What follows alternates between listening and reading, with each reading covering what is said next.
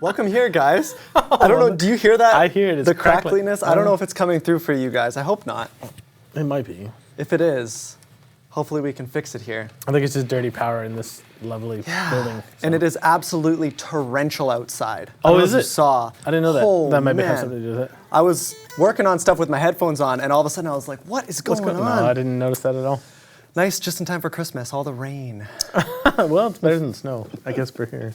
Well, anyways, welcome here, guys. Welcome to another Q&A. This is going to be our last one before the new year, I think, right? Is it? Because, I don't know. Okay, today is Tuesday. Next week, Tuesday, I believe is Christmas Day. Oh, is it? Christmas Day. I'm so out of the loop, man. And then I think the week after is actually New Year's Day. Oh. Yeah, I think. Don't quote me on that, but I'm fairly certain. I know it's Tuesday or Wednesday. That's as close as But I'll probably still be doing like a live broadcast on Mondays. Okay. From home. From him, yeah, it's January 1st and the 25th. Because we've got a lot of stuff going down. Lots. In the next few weeks. Lots going down. We're excited to tell you guys all about it, but we have to be quiet for a little while longer. There's one thing I don't have to be quiet about, but I will tell you about that after we do this little jam. Sounds good. Got it? Yeah. Anticipation, I like it. right? Set the bait. Before we jump into this is just a super simple little demo thing. When me and my band are working on songs, this is how we kind of just quickly demo them out for ideas. So none of this stuff is really like maybe even gonna be a song, but we thought it'd be fun to like play along to something a little bit different. So Yep. Should be fun.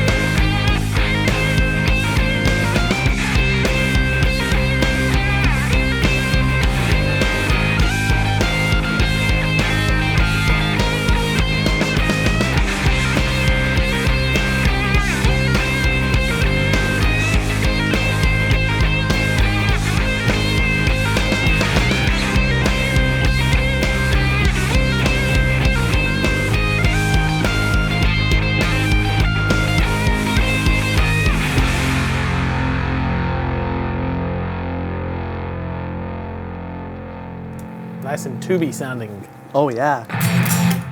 Whew. Awesome. Anyways, so that was just a little demo thingy. Yeah, I was thinking, Andrew's like, I got a jam track for today. I was like, well, maybe you could walk the members through how you actually created it. Because you're not using anything inaccessible to people. You have Not at all. Logic, audio interface, maybe a mic, bass, and a guitar. It's super simple. I mean, you could do this with, it's MIDI drums is all it is. There's someone actually playing them with an electric kit. Oh, okay, cool. And then it uses a VST. This is one that I bought, but the Logic stuff that comes like stock with Logic or even GarageBand. Which one did you It's use? Addictive Drummer 2, I think it's called. And they just have some stuff that comes with it, Sounds like good. standard, and it sounds great. You just put a little compressor on it, and it just sounds awesome. So I have no complaints about that. And then we had our bass player, he's playing, and it's a, what is it? It's another plugin. It's direct. So it's just direct with a bass amp kind of like style plugin, and so it's just directly into an audio interface as well. And that's all that is. Now, when we recorded this, we all play at one time. So I have my guitar goes into a little ISO cab that's mic'd up, and then our other guitar player goes straight into the board, and he uses plugins. And then we have vocal mics for everybody. And then, again, our drummer's just hooked up through MIDI on his electric kit. And it's a little bit weird, I think, for drummers to play on an electric kit. So it's not super lifelike. Like when I was looking at it, all the velocities were at 100%. Because you just hit it super hard.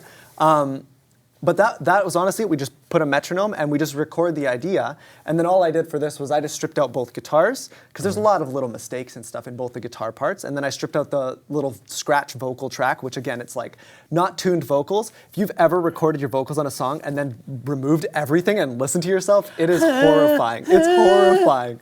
Even good vocalists don't want to do it. And then so that's just drum and bass, and I just used like a compressor and a limiter, some reverb, and it's like, that's it. And then we just played along to it. So it's like, it's cool. It's so simple to get into. We talk about this a lot. So simple to get into. Taylor, could you, is there any way to bring Andrew's the mics and Andrew's guitar down while he's not playing?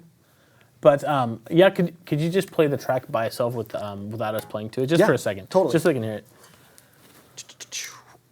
Is that coming from my amp, do you think? I think so, yeah. Yeah, it sounds like it might be. All right, so.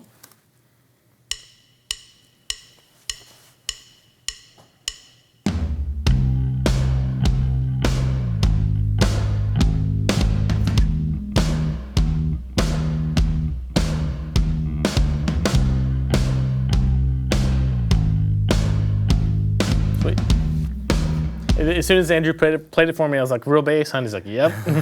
It's not the best performance ever. Who cares? It's a good drum track, yeah. But it's just for demo and stuff. But you can hear, like, as soon as Nate and I were playing over, it's like, oh, it kind of sounds like something. Yeah. Right? Something exists there. So it's a fun way to get ideas down. I always encourage people, even if it starts out as just like a phone thing, but like recording those ideas so you actually remember them. Like I have so many phone notes, like just audio notes or whatever, of just ideas, just so that you remember the ideas if you're writing something. Super helpful. Super helpful. Anyways, it looks like we already got questions in there. Good. Oh man, chat is popping off as well. I hope that's not super distracting. I can still hear it. It's not as bad. Taylor? I don't hear it in my ears. No? Do you want to just mute my guitar for now, maybe? Oh, it's gone. Was it it must have been the guitar. Yeah. My amp over there is acting up. Okay, so we'll jump right into the first question. Are you good with that, Nate? Yes, sir. Okay. This first question is from Daryl. When using a metronome, when do you know how, or when do you know to change speed? It depends what you're doing. The general rules, like if you can play it cleanly and you're not making mistakes, then if you're trying to get faster or something, then you can bump it up by like 3 beats per minute. But if you're working on timing, like slowing it down is always harder for me. So like if I can stay on the beat, and if you're working on timing, you feel like you really have control to where you can either be right on the beat, right ahead of it, or right behind it on purpose, then you can slow it down or speed it up. And like I usually do like 5 BPM increments. Unless I'm working something that's really tough, then it might be like 2 or 3. Makes sense. So it just depends what application you're doing. So that's general, unless you have something weird that I haven't thought about. Yeah, I think, who were we talking to that was talking about like gaining speed? Sometimes it's okay to push yourself a little bit, right? Until it starts to fall apart a bit and kind of work on that and then maybe scale it back a little bit. I can't remember, maybe it was DJ or somebody, it might even be you. That's, like even my, like one of my classical teachers in college, he was like, at some point you have to push yourself even if it's sloppy, just so you know what it feels like to play it fast. So. Lots of people talking about the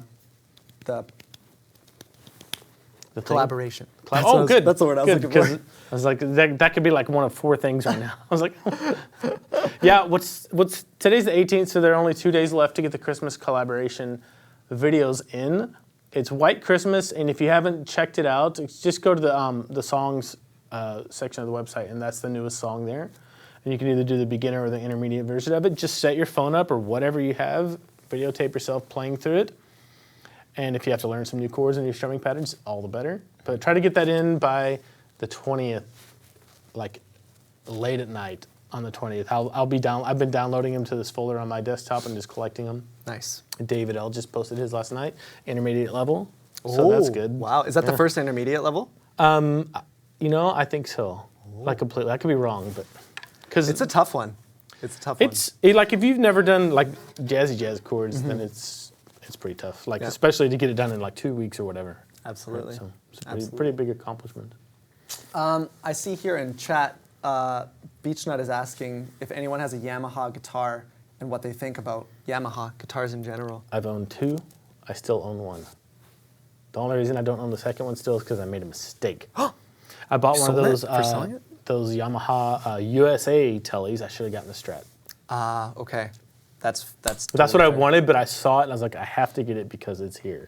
Maybe it's going to be close enough. It wasn't close enough because the body was alder on this telly, so it was with a maple top, was just over the top bright. Oh yeah, that would definitely do it. Swamp Ash is my go-to telly wood, by the way. Yeah, the Strat was like mahogany with the maple top. Really? So it was like cool. really balanced. Yeah. And I'd probably still have it. But like if you can find one of those from the mid '90s, I don't think I've seen those before. there's one of the most like best value guitars. It's like getting almost like a Tom Anderson or something. For, Okay, yeah, For like yeah, the yeah. features and value and level. That's funny. That's where my mind went as when you were talking about like that Yeah. type of thing with a maple top and stuff. Yeah, It's crazy, but you can find them used for like $800-900. probably on like Reverb, Craigslist kind of thing. Yeah, I haven't seen them in several years though. Okay. Oh, that's interesting. But I like Yamaha electrics. My other Yamaha electric is a Ty Tabor Signature Series guitar, and that's more nostalgic for me than anything. It's like my rock Is that the green metal one? guitar, yeah. Okay. Yeah. Which needs a fret dressing. That's why. Did you get the input thing figured out? Well, I tried to buy one the other day at Long McQuaid. They didn't have any. So I'm just going to take it to, what's his name? Steve. Yep. Steve Brand, and get him to do a fret job on it and replace it. It's a good idea. It's a cool guitar. It's like if you want to do metal and hard rock stuff, it's really good. I will say one thing about it. The neck pickup sounds like a Strat. Yeah, I did that. very That's the Strat. only thing on the guitar that's not stock. Yeah. Oh, really? Yeah. Oh, that's so funny because I played it a little while Yeah. ago when we were doing some stuff with Recordio, and I went to the neck pickup and I was like, what? I feel at home. Yeah. It's like, this is nice. It's a DiMarzio, I can't remember what it is, like whatever the rail that's supposed to sound vintage. Okay. Yeah. So. Yeah. Very cool. For Yamahas, my first acoustic was a Yamaha, Oh, cool. an APX 500, I think. Oh, okay, yeah. It was My like friend kind had of one the smaller body. Yeah, smaller body, and it was like they were meant to just be plugged in. That was Yeah. kind of the point. And my father-in-law has an old Yamaha, and every time I play it, it's an amazing, just dreadnought. It's just like basically their version of what was like a D18. Pretty fancy guitar. I don't know. I don't know if it's that expensive, but every time I play it, it's like this is oh, yeah. a nice guitar. I had 3 Yamahas. One was just one of the Pacifica 112s. 4! Okay. I've had 4! I've had so many guitars, y'all. I've had a 1221 MS Pacifica, which is like the more Okay. expensive Yep. ones. Not US, but like Japanese, I think. Okay. Then I had the really, really, really cheap one. Okay. I had that for a Yep. couple of years. I really liked it. Like, I would rather have that than a Squire. Yeah, it was interesting. I remember a lot of players, either like when I was in middle school, especially, it was they either got a Squire or they got the Pacifica. Oh, yeah? Yeah, Jake Ween started on a Pacifica. Oh, there you and go. his dad is a famous artist, actually, really well-known artist. Like you've probably I didn't know that. Yeah, all over coffee shops and stuff, and like his paintings and stuff. But he painted Jake's guitar with like this cool wave thing. It was really cool. I don't know, getting on a tangent, but very cool. Maybe very I've cool. owned more. Maybe I'll remember. Okay, let's get back to the questions here. The next question, this one is from Catman. Not so much of a question, but Merry Christmas, guys. Merry Christmas. Merry Christmas. Just about there, hey? Hope you get the Christmas collab in. This one is from Daryl. He said, oh, not what I mean. Say you set it at 70. So this is back to the metronome thing. So do you still do 2 beats at a time or move to 4 pre-beats? Oh, okay. There's a couple ways to go about it. The thing about going from like whole notes to 8 notes to quarter notes to 16 notes and leaving it at like 70 beats per minute is you're doing a huge jump when you go from like from 8 notes. Whatever the equivalent to that is, I'm not going to do the math, but you're not going from like 70 to 75 or 70 to 80 or 70 to 90 even probably. Yeah. And it's something like that, but you're getting quite a bit faster. So a more incremental approach when you're working on something new would be to do like quarter notes or 8 notes, let's say 8 notes at 70 beats per minute. and then knock it up to 75. Not hugely decipherably noticeable unless you're really paying attention. Then 80, then 85, and 90. Instead of going from 70 8 notes to 70 16 notes. Totally. It's like obviously that just like skill level had to jump. Yeah. So I would probably do that for that type of practice, just incremental raising of the metronome. But like for working on timing, I would just put a quarter note click on and then jump back and forth between note values. So like 1, 2, 3, 4, just quarter notes, right? Then 8 notes, still leave the metronome where it is, and 16. Come back to 8s, then quarters. You can even do a half. 1, 2, 3, 4, and then whole notes. 3, 4, 1. I missed my string. 3, 4, 1. But you get the idea. It depends on which exercises you're doing or what you're working on as to how you're going to use the metronome. And then, like, the thing Jacob Ween showed us was to like have an exercise where you can do it comfortably and then drastically change it one way or the other. That's right. And see if your timing can hold up to it. Because like if you have a click like this and you switch from that to something like this, that you have to really quickly internalize the beat that's playing. That's right. And get really used to doing that. So that's like another way you could do it. So He was telling us about some of his professors and stuff that are able to do under 60 BPM quarter notes. Yeah. Which is, or no, it was 1 BPM, like down to like 1 per minute, like doing that and then internalizing that. like what's his name, bass player? Victor Boone? Victor Boone. He can do, like he'll be sitting there talking to you, blah, blah, blah, blah, blah, blah. Like 20 seconds later, he'll be like, click. That is so insane. And he's pretty close. Yeah. He's pretty close. Yeah, I mean, I'm sure people can't quite do that perfectly, but having Yeah. that internal Yeah. sense of timing is so important. Yeah, it's crazy. So important. I think my computer just beeped at me, so I'm going to mute it. Oh, good idea. Next one here. This one is from Les Paul Phase 90. 2 great choices. I owned both of those at one point. I've never owned a Phase 90. I don't know why I got into them, but for some reason I just got super into Phase. It was one of the first pedals I bought, and it was really fun when you played, like, kick it on during a solo, and it's like, Spaceship. yeah. Hello from Oklahoma. So when learning songs, I do the learn one within my skill range and one outside of my skill range thing. That's a good idea. How long should I work on the song outside of my skill? What if it's been like 3 months and I still can't play it to speed? Do I start on a new one and come back to it later, or keep with it? I don't know, it's kind of a personal situation because like if I'm learning a really tough fingerstyle piece, then I expect to be working on it for 2, 3, 4 months to get it to where I can play it really well. Like that Zelda thing took me almost 2 months, man. Yeah, that's a lot. That was nasty. But like I worked on that quite regularly. But it depends.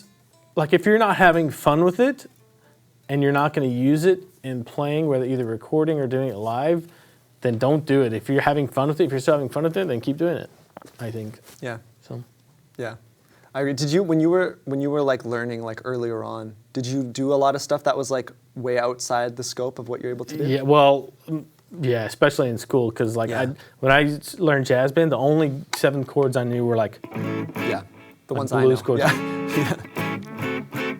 And then so you're thrown into all these weird chord shapes. Like, good Lord, by the end of 2 weeks, I might have 2 of these chords down. Yeah. Right. Or to where I can go right to them. Or like for a classical piece, I might have it figured out in 2 weeks, and then I have to spend the next 2 months like actually getting it to where I can play it. Mm-hmm. So a lot of the time, that is the case. And even like the stuff that I write for myself, I intentionally write it. I don't really compose on a guitar. I compose on a computer because I'm not limited by anything. And then I have to learn how to play it, which is just a nightmare. That is scary stuff.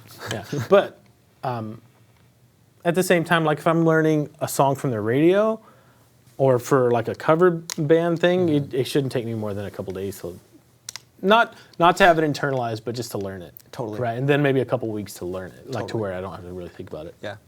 Yeah, I think that makes sense. That's good advice. But it's about like if you're not having fun doing it, don't like torture yourself. Learn things that you want to learn, and you'll start to get a better feel for like, okay, this song is going to take me 3 months to learn and get down, or this song is going to take me 3 weeks to learn and get down. Right. Right. That's it for questions in the inbox, but there's a couple in chat we'll answer, and maybe a couple more we'll roll through, and we can talk about. Yeah, let's do the questions in there. Then we'll talk about some updates and see if there's any more in the box. Deal. So Daryl's just another follow-up here. So do you keep 2-beat pre-minutes with the metronome? I'm not sure I quite understand. 2-beat pre-minutes. I'm not sure what that means. Yeah, you might have to send it in and clarify. Yeah, please, Daryl. But you can post it in the chat, and we'll get in there. Then Beechnut said, "What do you think is the best acoustic wood for playing classic rock?" That's a tough call.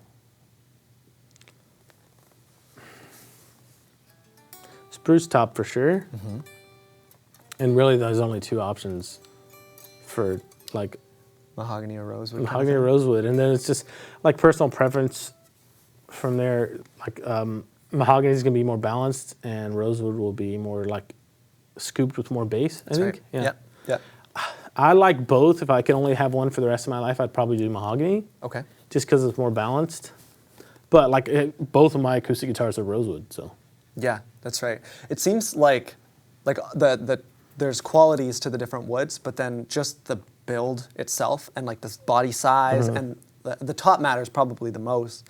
All that type of stuff seems to have a greater effect. So it's like if you came up to me and Nate and you were like, because I personally prefer mahogany. When I went and chose my guitar, I chose mahogany. But if Nate was like, hey, would you take this vintage D28 with with rosewood, I would be like, absolutely, this is my new main guitar. Do you know what I mean? Yeah. Like, I would have no problem with that. The differences are that subtle. Yeah. I think when you get into recording, maybe there's.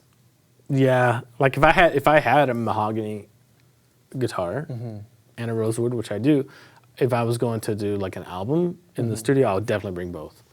Yeah, and the differences are like, you notice them probably more recording, but again, it's not like you couldn't do one or the other with just one guitar. Right? I don't remember who it was, but somebody said like if a solo singer is singing in like a cathedral or something, the top is the singer's voice and the back and sides are the room.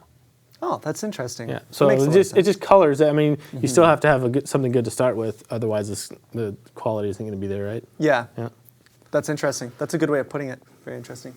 Acoustic guitars are funny because we have, inside of the electric guitar community, the whole tone wood debate is like so hotly debated. Like, does the wood on an electric guitar make any difference? That's like a big point of contention for a lot of players.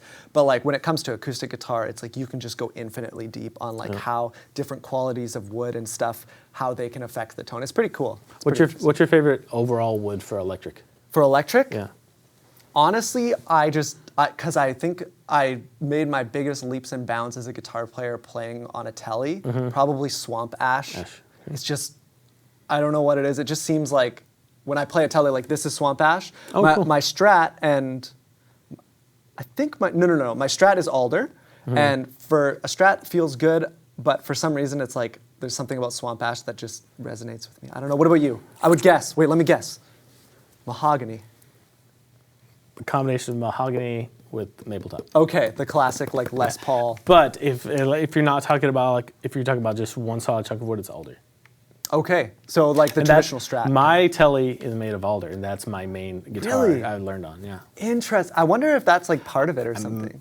I don't see how it couldn't influence it. You know. Yeah. Whatever you're used to, whatever feels like home, you're gonna like more. Yeah, it's funny. Like even with paint on it, for some reason you can still kind of feel the difference. It's funny. I don't know. We're probably all just speaking voodoo at this point.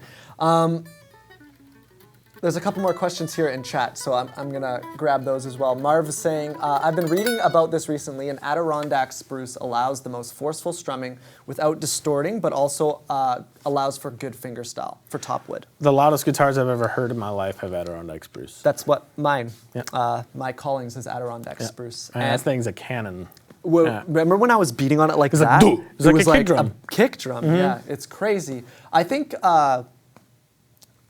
if I'm gonna be honest about fingerstyle, my favorite fingerstyle guitars are all mahogany guitars. I don't know why. They're a little darker and richer. I don't know why I love them. Those old Martin double and triple O's, the mahogany ones, those are my favorite for fingerstyle.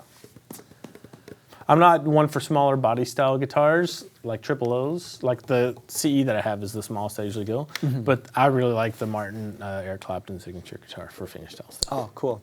I still, one of my, now we're just kind of nerding out at this point, but one of my dream... They started it. They did start it, and they're still talking about it. I got more to talk Good. about. One of my dream acoustic guitars, if I just had all the money in the world to blow, would be, what is it? It's an Robert Johnson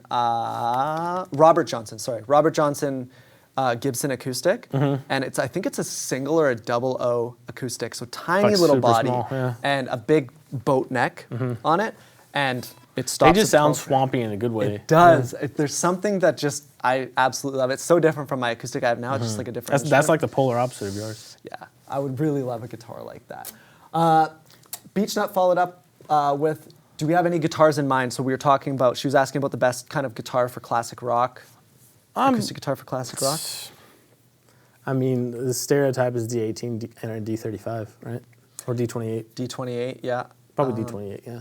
The Martin stuff is kind of what a lot of people have used, but I mean, big body Gibson stuff, Yep. right? A lot of Gibsons. Like Hummingbird stuff. Like my favorite Gibson acoustic guitar is the Advanced Jumbo. Oh, yeah, great guitar. Those are probably, all these examples are probably on the pricier side. Yeah, so that's why I'm like, yeah.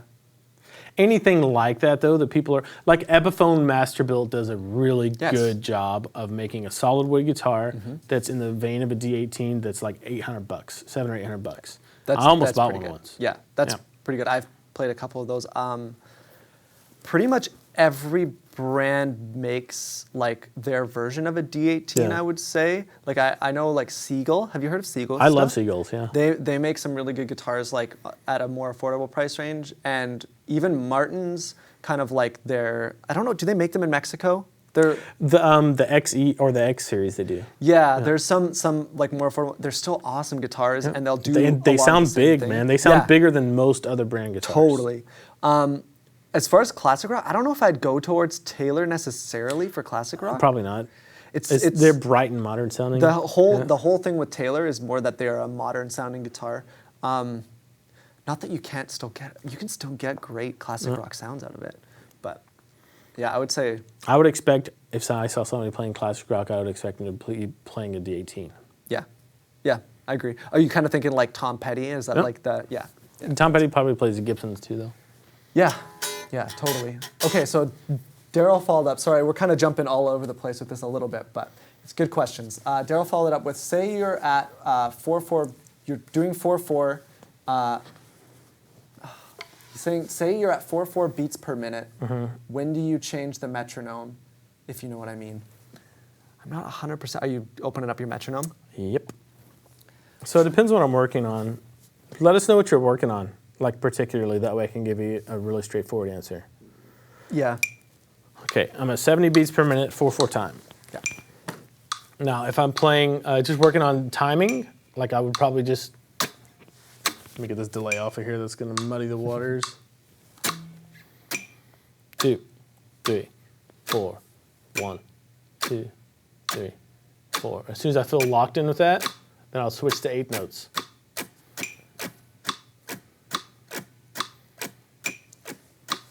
Switch to 16 as soon as I feel locked in with that.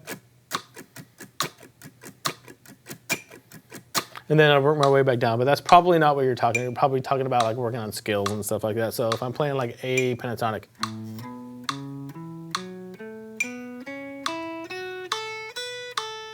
eighth notes, right? Do that until you feel really comfortable, till you feel really locked in with the metronome. And a good way to test this is talk while you're doing it. That makes it. Okay, am I still concentrating real bad? And I am. Rub your head and pat your stomach. Exactly. So, like, there's sheet music over there. T's behind the console. It's pretty good. So then I kick it up 5 beats per minute. If I'm working on, like, agility and speed, right? I mean, it's noticeably different, but it's not, like, drastic.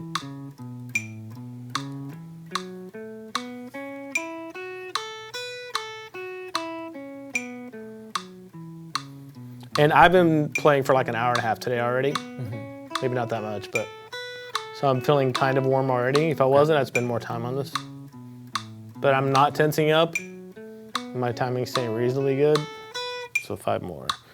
And I would keep doing this, and I assume it would fall apart for me at about, I don't know, 120, 140. Right. And then I would push, I would spend, the harder it gets and the more unnatural it feels and the more unrelaxed I get, the more time I would spend on it and be conscious of that and try to keep that from happening.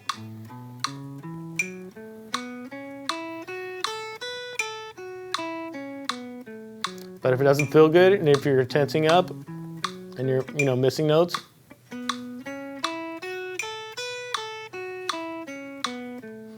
and stay there or back it down.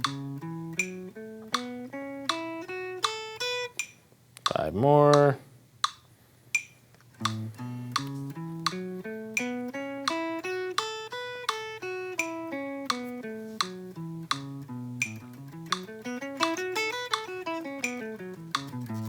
Okay, so what would that? Yeah. So double that, still 8 notes. That's the same thing as playing 16 notes at 80 beats per minute. So you can see how going from 8 notes to 16 notes is just like a quantum leap. That if you're really struggling where you're at with 8 notes, jumping to 16 notes is not going to be like a really fruitful thing for you to do because you're probably going to fall apart. And that's he just followed up here, which answers that exact question because he's saying you don't just double your picking speed. No, like you can, but it's going to be way more beneficial what you just showed, right? If I'm working on timing, then I will switch between note values like that. Like, let's do that at 80. So 80, 8s.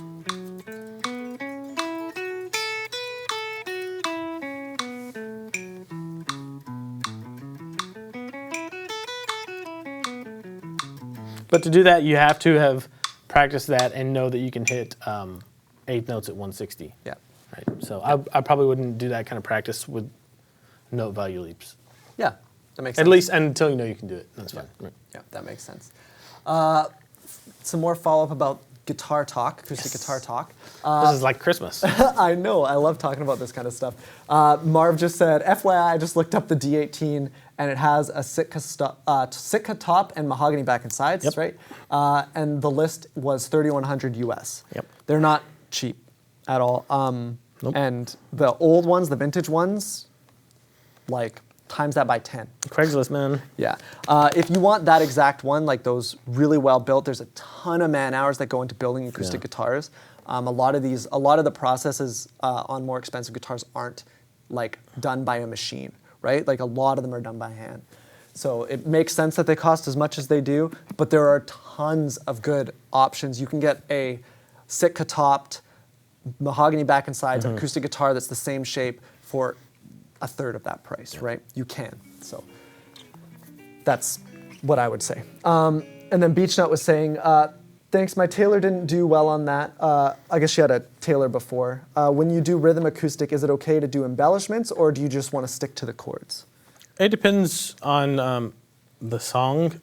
It depends on a lot of things. Like if you're learning the part of the song and you want to just learn the tune, learn it the way it's written, you can. That's an option. Another option is to just listen to how busy the other people in the band are. If they're doing a lot of stuff, you might just want to keep it really simple.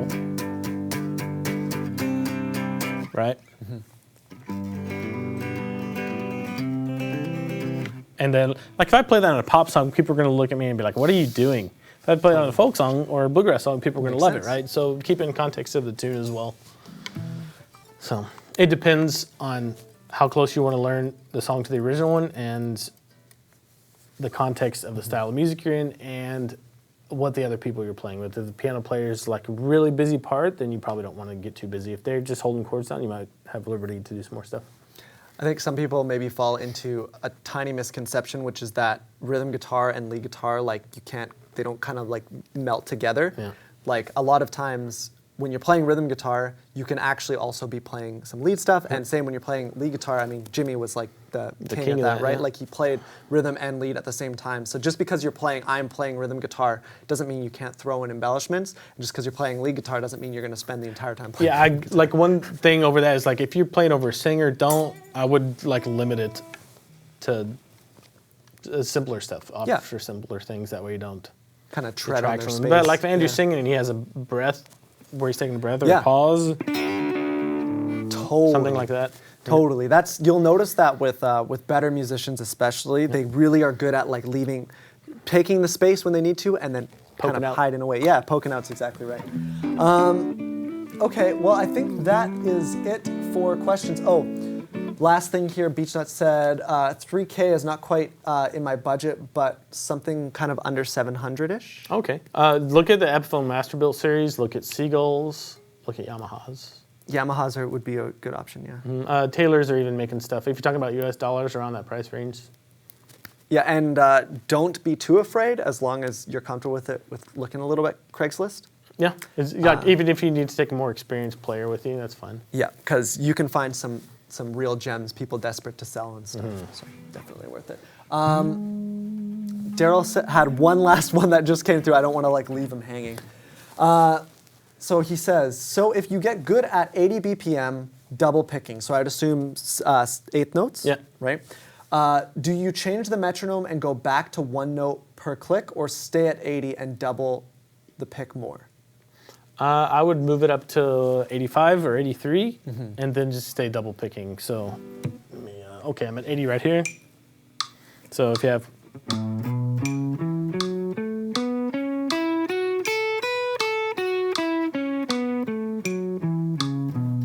I would move it up to 83 or 85, and then see how it feels there. Still the same thing, eighth notes, double picking.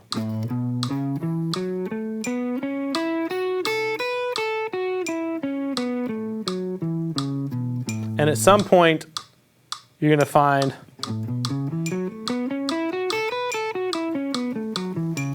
that it's not as easy or it starts to fall apart. And that's kind of like maybe write that BPM down. That's your new target to pass up or something like that. And if you're working on that type of stuff, I would work on that maybe twice a week. Yeah. You don't want to like lock yourself in the closet and practice that stuff for an hour a day, 5 days a week. Unless you have some specific goal like, I want to be able to do this by this date. Yeah. Right. But then it gets really, it's kind of single track minded. For sure. You definitely need to play some music and stuff in between that. Very important. Yeah, very important. Last little thing from Marv, he also suggested Breedlove.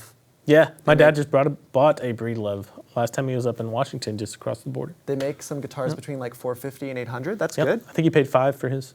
Yep. That's good. I always kind of knew them as higher end guitars. Yeah, they started, I don't know, probably 10 years ago, maybe 12 years ago, making Korean made ones.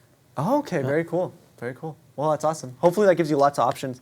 A lot of it comes down to not one necessarily being better, but a lot of like little preference things involved. So if you see one and you kind of like fall in love with it, don't be afraid to go for it. I'm kind of scared. I don't really want to play because my amp might be... Oh, no, it's fine. If we're playing, it doesn't matter. One thing I did want to talk about is a gigantic, humongous update that I didn't realize was coming out until like a couple days ago. I knew it was coming out. I didn't realize it was coming out so soon. But to the Guitareo members area, a giant update. And this is... The main reason for this is because it allows us to implement a lot of really cool features and things that we want to do in the future, and we have to do that. We have to upgrade the foundation in order to make the building bigger, and that's coming out either tomorrow or the day after, depending on how things are going with development and web team right now. Yeah. But I just filmed a video and put it in the forums with a thread that's just kind of a preview, not even a preview, just letting you know that the change is coming. And I filmed a video this afternoon that will be up probably tomorrow afternoon, the day after. Cool. Like walking you through the main things that are going to change, and it's going to be really cool. I can talk about some of them, I guess that's fine. My favorite thing, a lot of them are very functional, very reasonable. One of the coolest things is like in your members profile area, there's a spot for your gear, and you can post pictures of your gear, and then you have a bio section too. So it's kind of like a Facebook profile in that regard. Yeah. So it's a lot of fun. And then just like, you may not see it apparently, may not look that much different. It does look different, but it may not be super apparent that a lot of the features are going to come in really handy for like tracking your progress, giving you assignments, giving you feedback, commenting systems, really detailed progress tracking, things like that. Just a lot of stuff that I can't even remember right now. But go to the forum, weigh in on that post, and there should be another post tomorrow or the day after. And Jamie, our lead dev guy, is going to detail all the changes. Cool. So if you have any questions or anything like that, I will be here for you, me or Andrew. It's gonna be huge. It's gonna be some really awesome, cool stuff kind of coming down the pipe. So I'm really looking forward to that. I haven't even seen it yet. I was telling Nate, I haven't seen it yet. I didn't even know. All of a sudden, this was launching, and I didn't even know. So I'm really excited to take a look at it too. Mark's just saying the noise is coming through my. Yeah, we turned it off, so it's not coming through. But I think if we turn it back up, it might come through a bit. But that's okay. We'll try playing anyway. I think. Daryl was just saying that the exercises. That's the only thing that he can do right now. Okay, that's perfect. So, just you know, I don't know how much practice time you have, but allocate maybe 20% of your practice time every other day to stuff like that. That's a good place to start. And if you feel like you want to push it more and you like working on that, increase it. If you feel like I don't want to do this as much, just decrease it. Yeah, and do what works for you. Very good. Okay, well, should we? What do you? I have like the little Rolling Stones thing that I just kind of played. That sounded good. Let me just tune.